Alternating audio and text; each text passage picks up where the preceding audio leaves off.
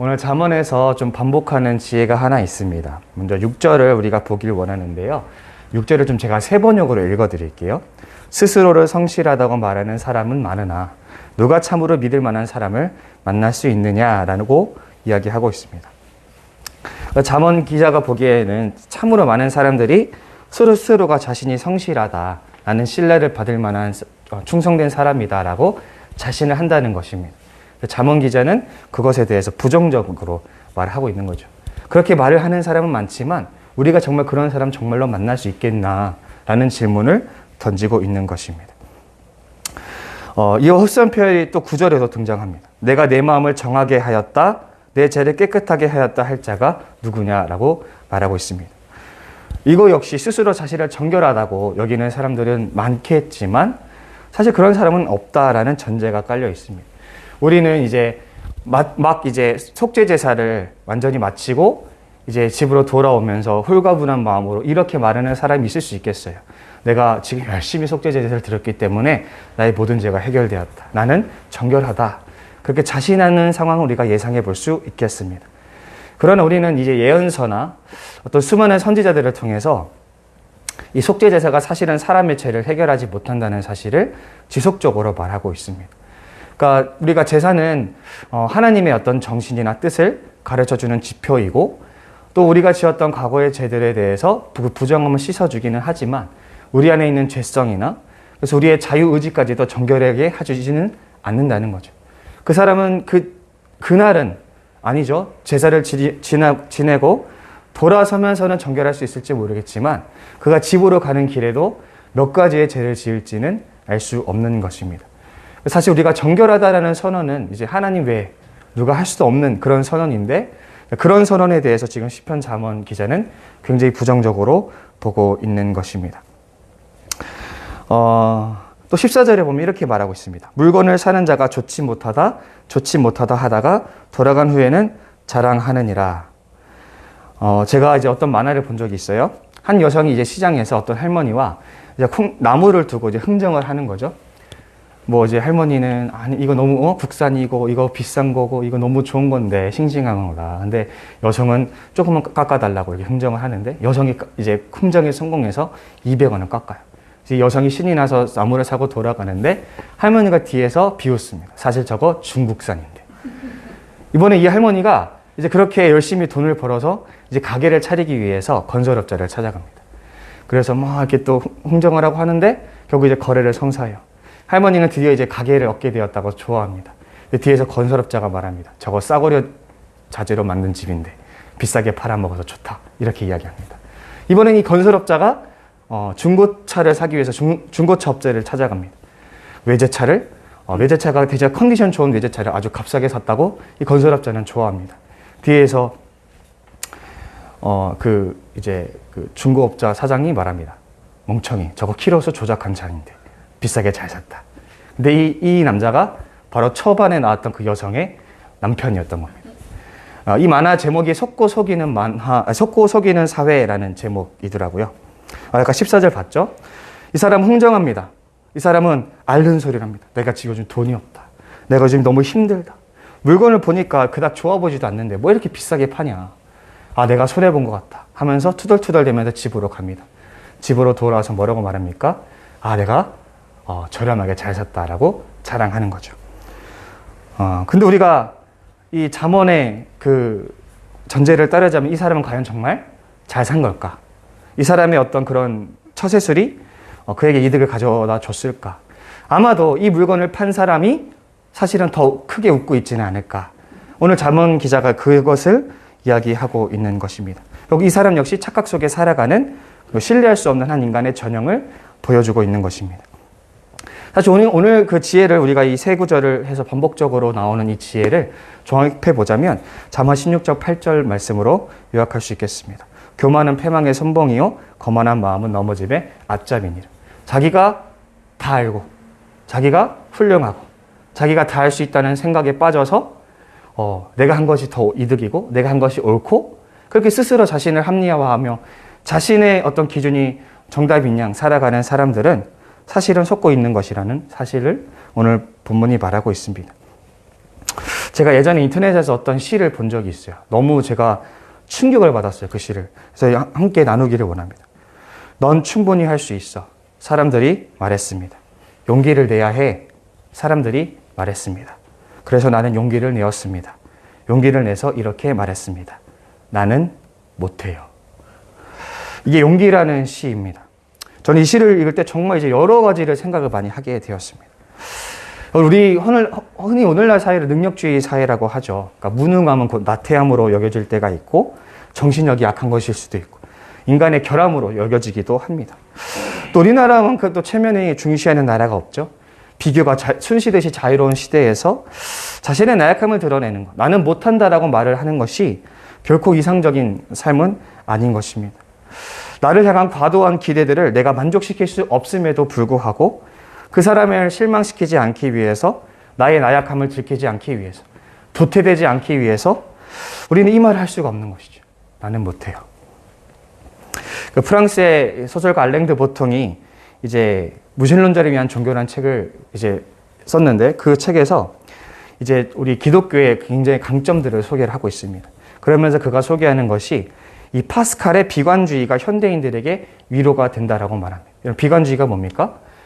안 돼. 그거 힘들어. 문제가 많아. 그러니까 매사에 뭔가 부정적으로 그것을 할 수 없다는 식으로 말을 하는 거죠. 근데 이제 여러분 우리가 보다시피 비관주의는 사실 그렇게 좋게 평가받지는 못하죠. 근데 이제 알랭 드 보통이 이 얘기를 하면서 하는 말이 뭐냐면 그는 세상이 진보하고 있다는 그런 생각들에 대해서 부정하기를 원합니다. 자본과 권력을 가진 사람들은 세상이 더 나아지고 있다고 말할지 모르겠지만 사실 인류가 겪는 대다수 문제들은 전혀 해결되지 않았습니다. 우리는 지금 벌써 최근에 일어난 두 가지의 전쟁으로 엄청난 난민과 사상자가 매일매일 발생하고 있는 현장을 보고 있습니다. 약탈 문제. 최근에 미국의 필라델피아 주에서 이제 도심에서 약탈 사건이 일어났는데 100명의 사람이 모여서 약탈을 일삼았습니다. 미국의 엄청 유명한 어떤 이제 모 기업은 약탈로만 1조 원의 피해를 받아서 결국에는 이제 폐업하게 되었습니다. 근데 그 기업의 문제만이 아니라 지금 미국의 여러 백화점이나 여러 기업들이 지금 이 약탈 사건이 너무 심해서 아예 가게를 닫는 일들이 많다고 합니다. 심각한 빈부격차 문제도 있고. 사실 우리가 역사가 우리에게 설명해 주는 건 뭐냐면 문명의 갈목한 만한 발전이 이루어졌음에도 인류의 고질적인 문제는 해결되지 않는다는 것을 우리에게 알려줍니다. 가난의 문제, 질병의 문제, 전쟁의 문제, 인간의 그 욕망으로부터 일어나는 그 모든 문제들에 대해서 사실은 별로 그렇게 진보가 일어나지 않았다라고 말하는 것입니다. 그래서 여러분 우리가 현대인은 세상이 메어준 과도한 기대에서 좀 자유로워질 필요가 있지 않을까 생각을 합니다. 할 수 없는 것을 하겠노라고 그 무의미한 노력으로 자신을 착취하는 것을 좀 멈출 필요가 있지 않을까. 순순히 자신의 한계를 인정하는 그런 지혜가 우리에게 필요하지 않을까라고 생각을 하게 됩니다. 잠언에서 긍정적으로 보는 인간은 자신의 나약함을 인정하는 인간입니다. 여호와를 경외한다는 것이 무엇입니까? 나의 위치를 안다는 거죠. 내 위치가 이 정도이니 나보다 높으신 주님의 말씀을 내가 듣겠습니다. 나의 지혜는 이 정도이니 내가 당신의 지혜에 귀 기울이겠습니다. 그래서 이 잠언이 긍정적으로 평가하는 인간은 자신의 수준을 알아서 그 수준을 보완하기 위해서 하나님의 지혜에 귀를 기울이는 인간이 긍정적인 인간입니다. 반대로 무지하고 악한 인간은 무엇입니까? 자신의 수준을 모르는 인간입니다. 자기는 이 정도밖에 안 되는데 마치 이 정도 되는 양 하나님의 지혜도 무시하고 자신의 논리와 자신의 어떤 경험을 절대화하는 사람이 잠언에서 가장 악하다고 평가하는 사람들입니다. 우리가 성경의 인물들이 사랑스러운 이유는 그들이 진짜 인간적이기 때문입니다. 그들은 한 번의 존처럼 뭘 해내지를 못합니다. 성경이 주목하는 인간들을 보시면 하나님 없이는 그들은 도대체 뭘 해내는 꼴을 보지를 못합니다. 심지어 성경은 하나님의 실패에 대해서도 말합니다. 하나님이 하나님의 형상대로 지으신 그 아담과 하와, 그들도 한계가 있었습니다. 하나님 얼마나 심혈을 기울여서 만드셨을까요? 그 보기에 얼마나 기쁘실 만큼 걸작을 만들어 놨는데 그 걸작들이 하나님의 뒤통수를 친 거죠. 하나님도 이 아담과 하와를 통해서 이루고자 했던 뜻을 이루지를 못합니다. 그뿐 아닙니다. 지속적으로 하나님의 계획은 실패합니다. 제가 예전에도 말씀드렸지만 성경은 하나님의 뜻이 인간의 뜻 때문에 좌절되는 이야기입니다. 하나님이 계속 새로운 길을 내어줘도 인간은 끊임없이 하나님의 뜻을 좌절시키고 하나님의 계획들은 계속 실패하고 뒤로 물러나게 되고 연기되게 됩니다. 하나님도 매사에 성공하지 못하는데 왜 우리가 모든 걸 성공할 수 있을 거라고 생각해야 될지 고민해 볼 것입니다. 못하는 건 못하는 거죠. 안 되는 건 안 되는 것입니다. 제가 엄청 모르겠어요. 인터넷 커뮤니티에서는 되게 유행어처럼 돌고 도는 그 유명한 카피 문구가 있어요. 야, 너도 할 수 있어. 혹시 들어보셨는지 모르겠어요. 예. 근데 이거 무슨 말입니까? 영어를 가르치는 어떤 언어 학원의 그 광고 문구인데 뭡니까? 너도 하면 할 수 있으니까 빨리 결제해라. 이런 얘기죠. 만약 누군가가 여러분에게 자신의 목적을 성취하기 위해서 이 말로 여러분들을 속인다면 속지 마시기 바랍니다. 자신의 뜻을 성취하기 위해서 수준을 감안하지 않고 무조건 할 수 있다라고 착취하려고 하는 그런 사람들의 목소리에 귀 기울이지 않기를 바랍니다. 교회는 죄인들의 모임입니다. 안 된다고 또 못했다고 고백할 수 있는 곳이 교회가 아닐까요?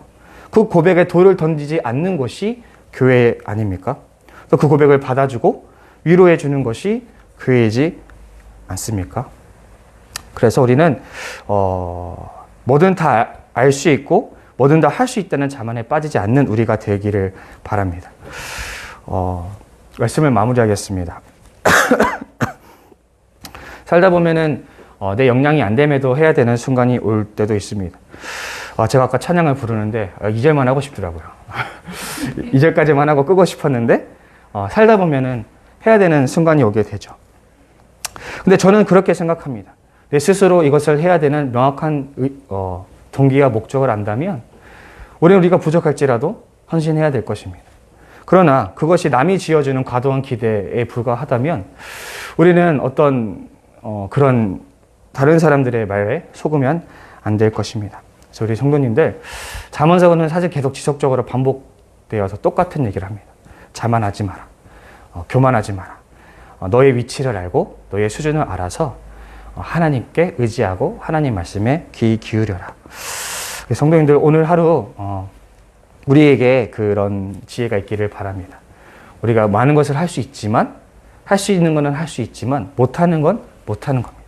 그러니까 우리 성도님들 언제나 자신의 한계와 위치를 기억하며 하나님의 지혜에 귀를 기울일 수 있는 하나님의 도움을 날마다 의지하며 살아갈 수 있는 우리 인생들 될 수 있기를 간절히 소망합니다.